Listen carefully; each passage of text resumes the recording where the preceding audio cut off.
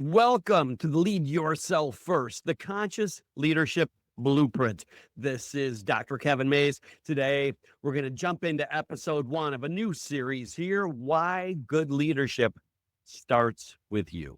I just want to invite you to like and subscribe. Now, if you're like most leaders, you can clearly identify and recognize your leadership style. All leaders have one. They have a certain way they show up. You have a certain way you show up when you lead. A lot of leaders are take no prisoner, right? They go in and just make stuff happen. They're good at getting results regardless of the circumstance. Other leaders I find will be more driven by creating harmony and more the people pleasers. But here's the deal.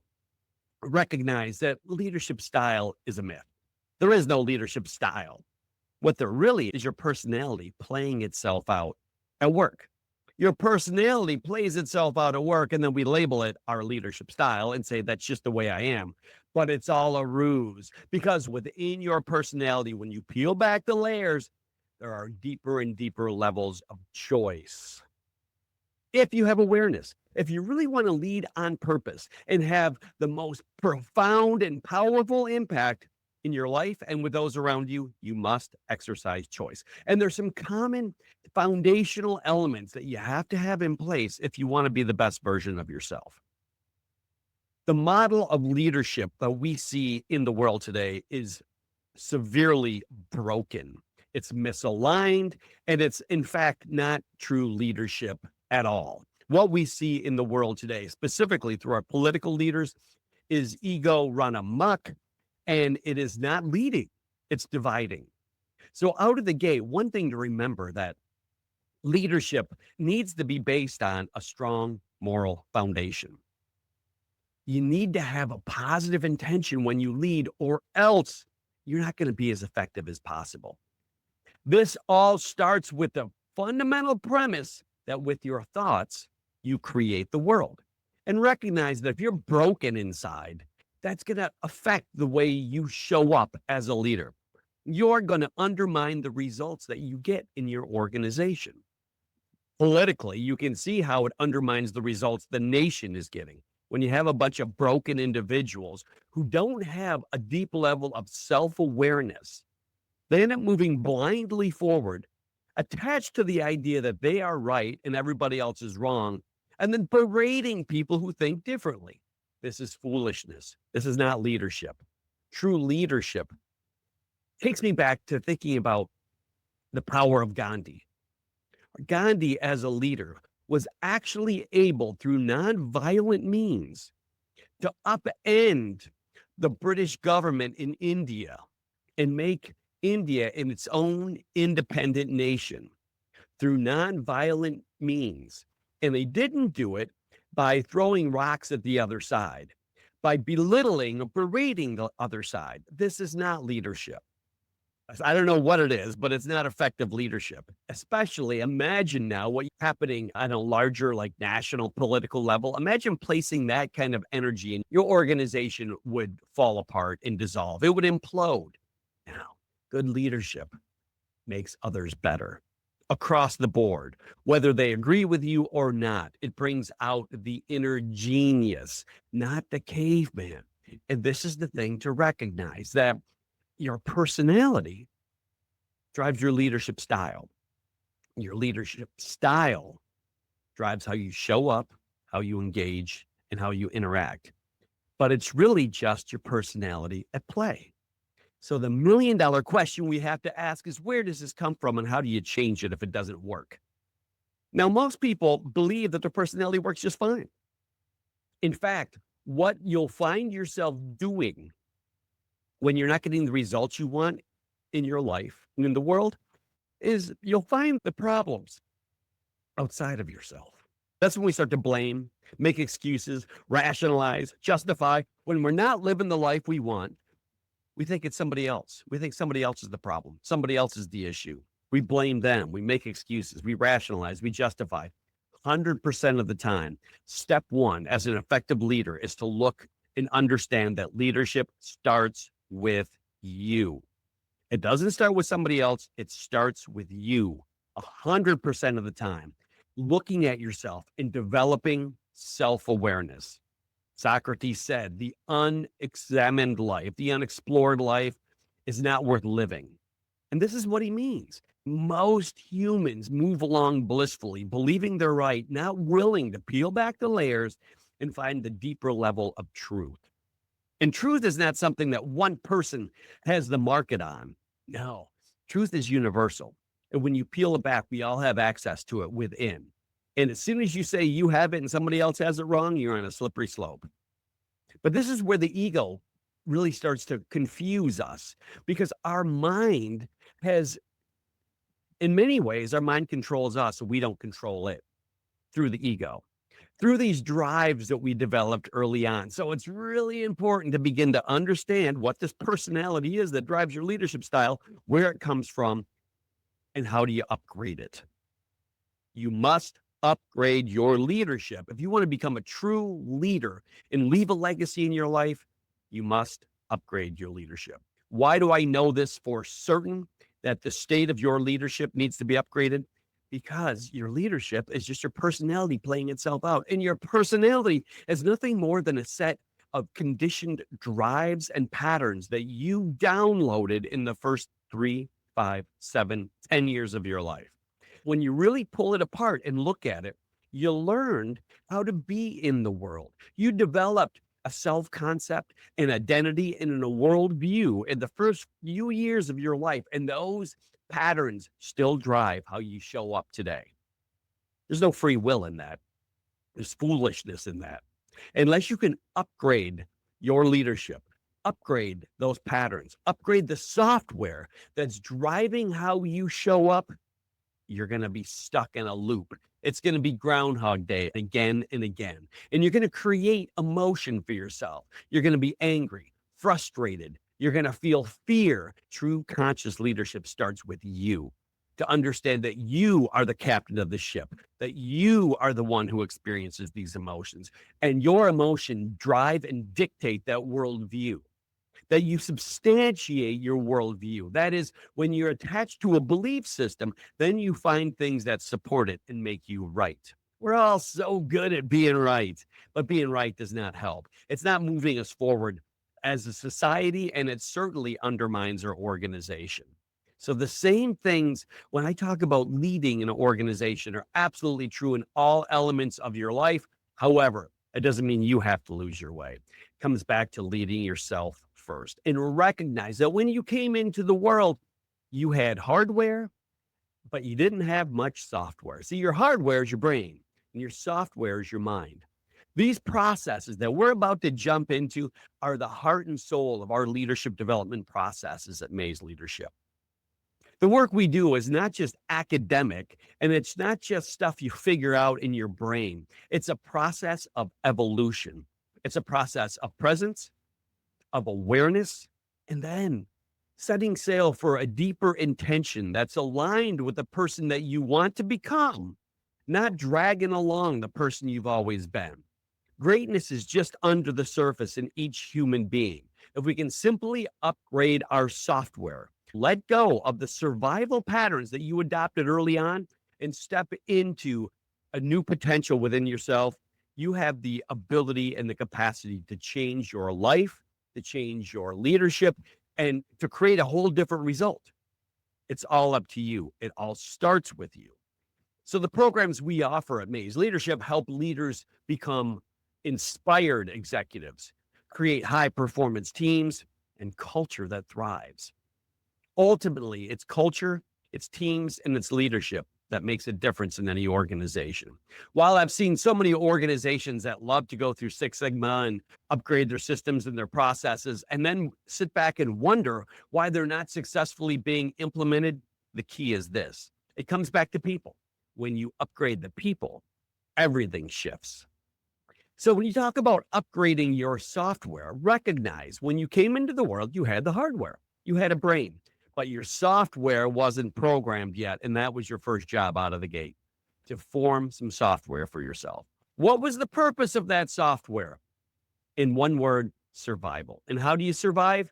By getting your attention needs met, right? You need food, you need shelter, you need attention, you need love.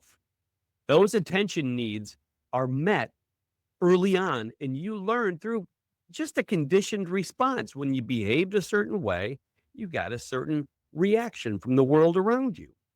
And in those moments of you in your need to get food and shelter and attention and love and clothing and all of that to fit into your social system, you learn certain patterns of behavior.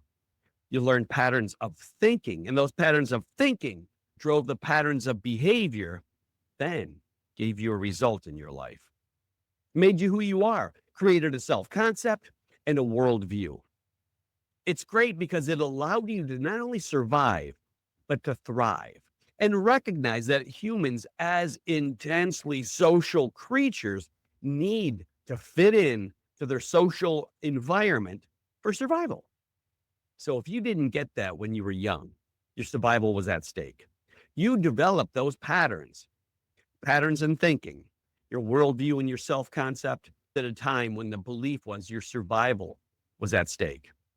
They're very deeply ingrained. And the interesting thing is the way our brain works is it actually form the neural fabric of your brain. They drive thinking patterns because it's not just mental, right? But it's physical. It's actually how your brain is neurowired. You wired your hardware and you changed it based on patterns of thinking that got you a result. But here's the kicker. Decades later, you're still playing out the same patterns. You're still the family hero taking too much on, getting everything done yourself, but now you're an executive in a company and everything gets done through you, and it's frustrating as all get up and you don't delegate effectively. Or you're the people pleaser. You're the one who was always the mediator growing up. Maybe you're the middle child, you're the mediator. And now you don't show up with that bold leadership that's needed. You're too good at being nice and you're not holding people accountable. The patterns that you developed early on are absolutely the secret to your success, and they're shooting you in the foot. Again, you don't need to look any further than just watching the national news, and you'll see examples of scores of leaders doing it poorly because they don't have clarity of their vision as a leader. They've lost their vision. Leadership is only about helping others get better. When you help others get better, everybody gets better. The high tide rises all boats. When you help others get better, the world gets better. When you attack other people out of your own sense of inadequacy, which is what most of us do in a very subtle way, right? When the caveman brain takes over, we get condescending, we get sarcastic, we shut down, we go into fight or flight mode.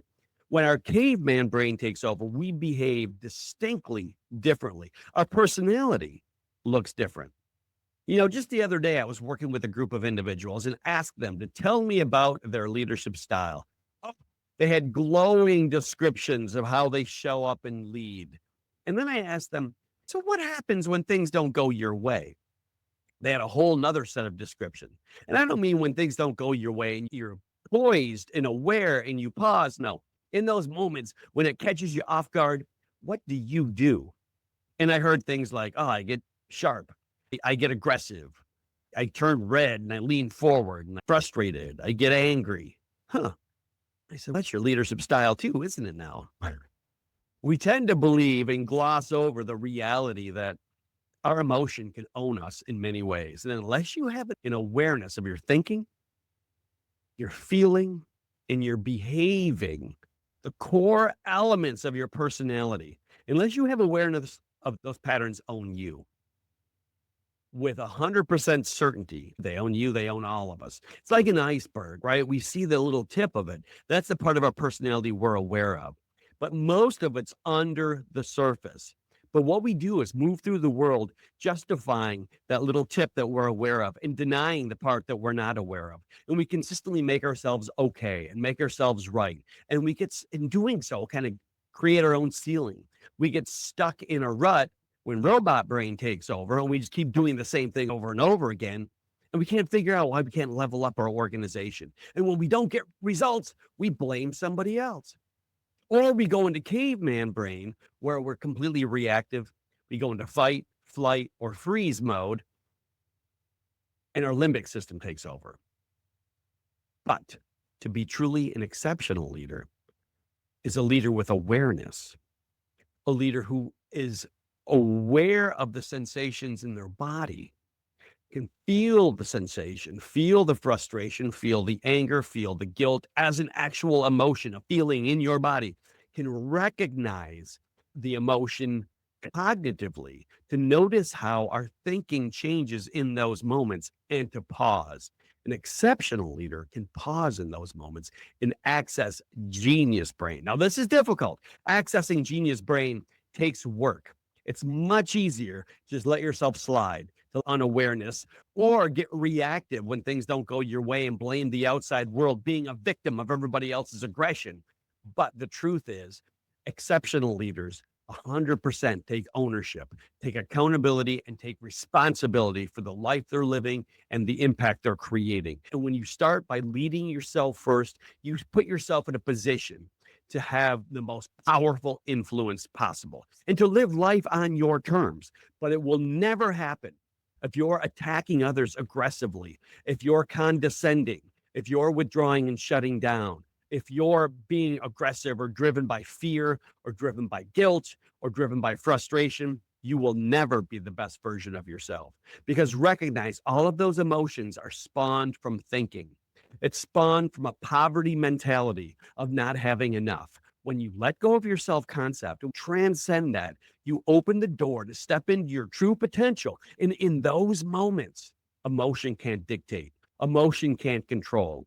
In those moments of just simple, brilliant presence here in this moment and of awareness. Awareness of what? Awareness of your personality.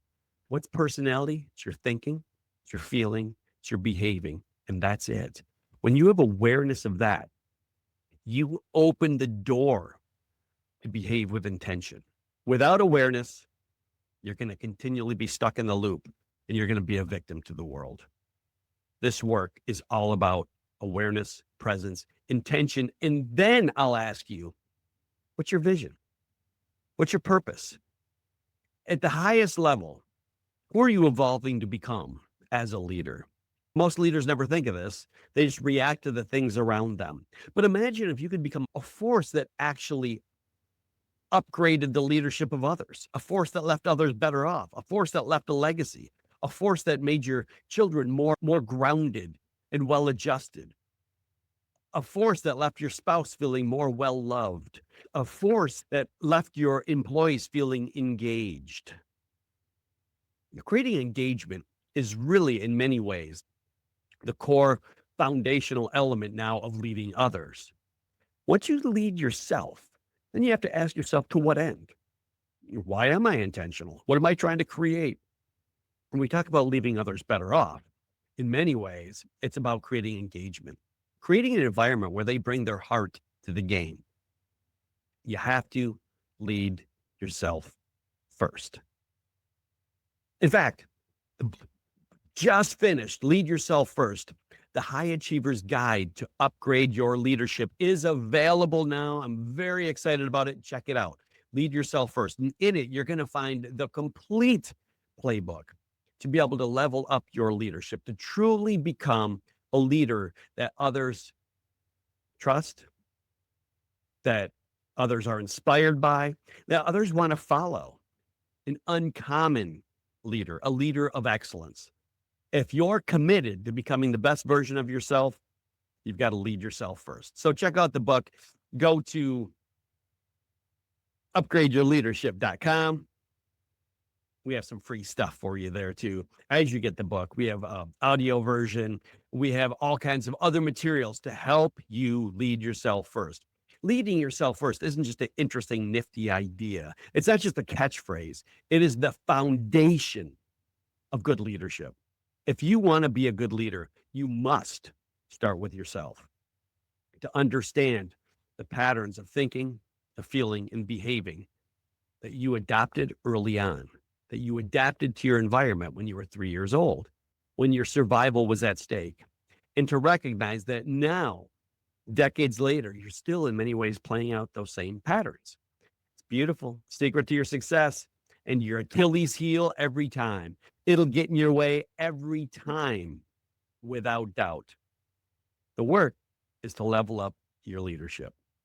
Upgrade. Now, this is going to take some work, and it's going to be part of the work we explore in future episodes of Lead Yourself First, the Conscious Leadership Blueprint. But for now, just recognize that it all starts with you. With your thoughts, you make the world. Change your thinking, you change the game. If you want to be the best version of yourself, it's going to be contingent on you to pay attention. Pay attention to your thinking.